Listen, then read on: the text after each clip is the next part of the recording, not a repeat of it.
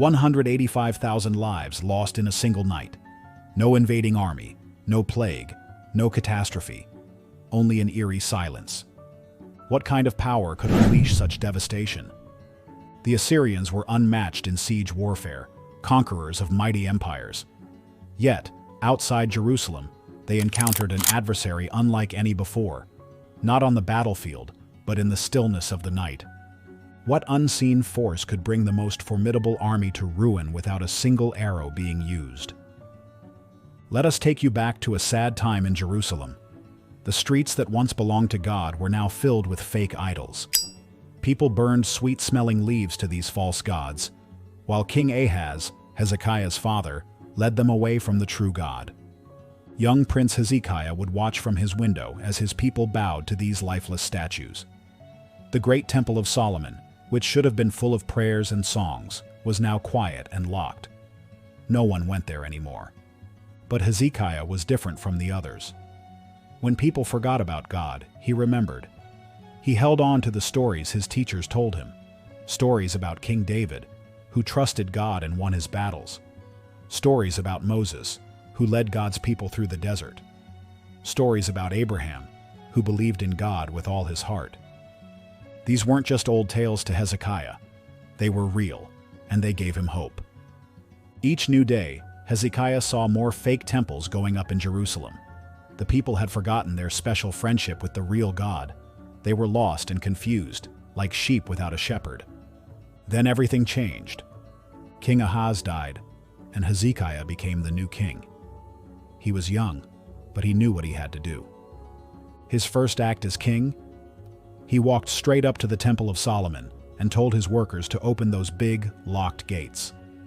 The people watched with wide eyes as their new king did something bold. He called all the priests and said, "Clean this temple up. Take out everything that shouldn't be here. We're going to worship God the right way again." Day after day, Hezekiah worked hard to bring his people back to God.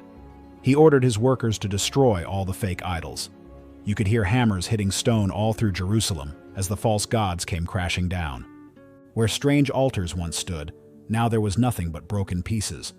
But Hezekiah wanted to do more than just break statues. He wanted to fix his people's hearts. He helped them remember their special bond with God and all the promises God had made to their ancestors long ago. Little by little, the people started to remember who they really were. The temple came alive again. Songs and prayers filled its halls once more. The right kind of offerings rose from the altar. Joy returned to Jerusalem as people went back to worshiping the true God. But not everyone was happy about these changes. Far away in the north, the mighty Assyrian army was getting ready. They had heard about this young king who dared to be different. They had crushed many nations before, and now their eyes were on Jerusalem. What Hezekiah did was brave, but it came with danger. A storm was coming, the biggest test his faith would ever face. But for now, the people of Judah were finally back on the right path, following the one true God. We need to tell you about the scariest army anyone had ever seen. The Assyrians weren't just regular soldiers. They were like a huge storm that destroyed everything in their path. When they marched, the ground shook under the feet of thousands of warriors, all trained to take over every land they wanted. Think about this. They had huge wooden towers, as tall as trees, rolling towards city walls on big wheels. These weren't just simple towers, they were moving battle houses. The Assyrians would put their best bow fighters in these towers to shoot arrows down at the people below. Their scariest weapon was something called a battering ram, a huge log with a metal head shaped like a ram's head. These machines would hit against city walls over and over, never getting tired, never stopping, until the walls broke apart like blocks. The Assyrians knew that breaking walls wasn't enough. They needed to break people's hope too. Before they attacked a city, they would send people to tell scary stories about all the other cities they had destroyed. Many cities gave up just from hearing these stories. Their army was super organized. They had special soldiers just for building bridges and roads. Others knew how to dig under walls. Some could even change the way rivers flowed to flood cities or stop their water supply. When the Assyrians surrounded a city, they didn't just attack it. They cut off everything. No food could get in. No water could get in. No messages could get in or out. They would build a circle of camps around the city, showing the people inside that they weren't leaving until the city fell. Their arrows weren't just normal arrows. The Assyrian bowfighters were so good, and there were so many of them, that when they all shot at once, people said it looked like the sun had disappeared. Their wall of shields was like a moving metal mountain, keeping their soldiers safe as they moved forward. The Assyrians were proud that everyone was scared of them. They made big stone pictures showing how they won their battles, making sure everyone knew what happened to those who fought against them. Their king, Sennacherib, loved to brag about his army. He wrote about his wins on clay tablets, telling everyone how easily his army could beat anyone who fought them. He called himself the Great King, the King of the world. Now think about being in Jerusalem, hearing that this huge army was coming your way, the same army that had already beaten the northern kingdom of Israel, the same army that had destroyed hundreds of cities, the same army that no one had ever beaten. This was what Hezekiah and his people were facing. But what happened next would surprise everyone, even the mighty Assyrians. We can almost hear the worried whispers in Jerusalem's streets. How can we fight such a strong enemy? But Hezekiah wasn't ready to give up. He knew the Assyrians were coming, but he had a plan. First, Hezekiah called all the workers in Jerusalem. "We need stronger walls," he told them. "Bigger, taller, thicker walls." Soon the sound of hammers and chisels filled the air as workers built new walls around the city. They worked from sunrise to sunset, racing to finish before the enemy came. But Hezekiah knew walls alone wouldn't save them. In a long fight, they would need water more than walls. The city's main water source was outside the walls. That wouldn't work if the Assyrians surrounded them. So Hezekiah had another idea, a clever one. He ordered workers to dig a secret tunnel. This wasn't just any tunnel. It was super long and went right through solid rock. Workers started digging from both ends, hoping to meet in the middle. It was hard work, but they kept going. This tunnel would bring water from a spring outside the city, right into Jerusalem. While some people worked on the tunnel, others gathered food and supplies. Hezekiah had special seals made. We call them LMLK seals. These seals were stamped on jars filled with oil, wine, and grain. Each sealed jar meant more food for the hard days ahead. The whole city was busy. Some people made weapons, others fixed old buildings. Everyone had a job to do. Hezekiah walked among his people, telling them to be brave. "Don't be afraid," he would say.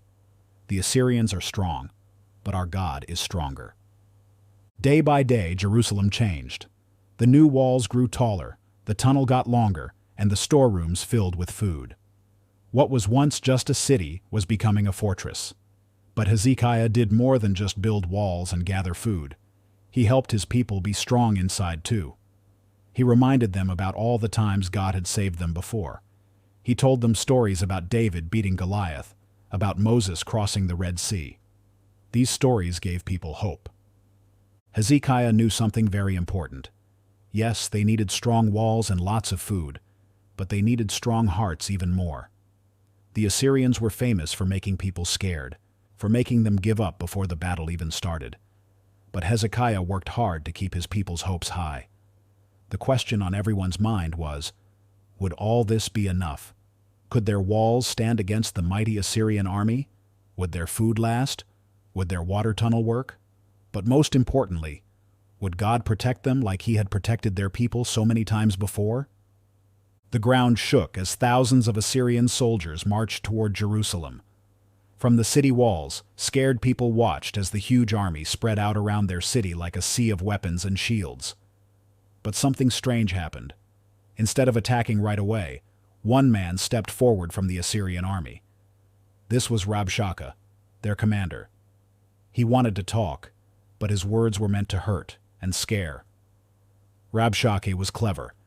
He didn't speak in the language of kings and rulers. No, he shouted in Hebrew, the language all the people on the walls could understand. He wanted everyone to hear his scary message. "Listen to me, people of Jerusalem," he yelled. "Why do you trust your king Hezekiah? He can't save you, and don't think your God will help either. No God has ever stopped the Assyrian army. Rabshakeh wasn't done being mean. He laughed at Jerusalem's army. "I'll make you a deal," he smirked. "I'll give you 2,000 horses if you can even find enough riders for them." He knew this would make the people feel weak and scared. Then he tried to trick them with sweet words. "If you give up now, we'll take you to a nice place, a place with lots of food and grapevines. You can live there instead of dying here behind these walls." The people on the wall started to shake with fear. Some began to wonder if maybe Rabshakeh was right. Maybe they should give up. The fear spread through the city like a dark cloud. When King Hezekiah heard these words, they hurt him deeply. He tore his fine clothes and put on rough sackcloth to show how sad he was. But he still wouldn't give up. Instead, he did something very wise. Hezekiah sent messengers to the prophet Isaiah. Isaiah was God's special messenger, and Hezekiah needed to know what God wanted them to do. The whole city waited to hear what Isaiah would say. Isaiah's answer surprised everyone. "Don't be afraid," he said. "God has heard how the Assyrians made fun of him. They will not win this fight." Night fell over Jerusalem. Outside the walls, thousands of Assyrian campfires looked like stars on the ground. Inside the city, King Hezekiah went to the temple to pray. "Lord," he prayed, "you alone are God. Please hear us. Please save us. Show everyone that you are the true God." That night, something amazing happened. The normal sounds of the huge army, the talking, the moving around, the clanking of weapons, all went quiet. It was a strange, scary kind of quiet. When the sun came up the next morning, the people of Jerusalem peeked over their walls. What they saw made them gasp. The mighty Assyrian army wasn't getting ready to attack. They weren't moving at all. All through the huge camp, 185,000 Assyrian soldiers lay dead.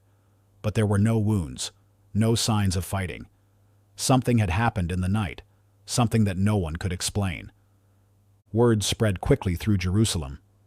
"An angel," people whispered. "The angel of the Lord came in the night." The same angel that had done mighty things in the old stories had come again. Some say it was a sickness that killed the army.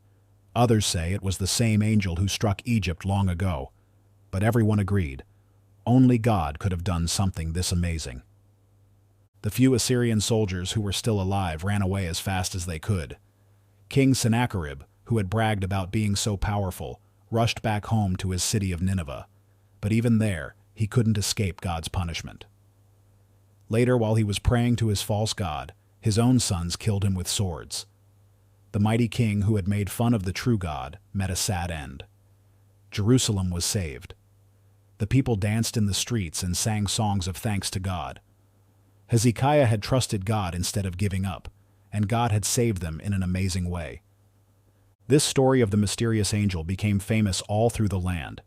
It showed everyone that no army, no matter how strong, could stand against God's power. Wow! The angel who struck down 185,000 soldiers in one night must have been incredibly powerful. But did you know this was just one of many mighty angels God has sent to help his people? Think about it.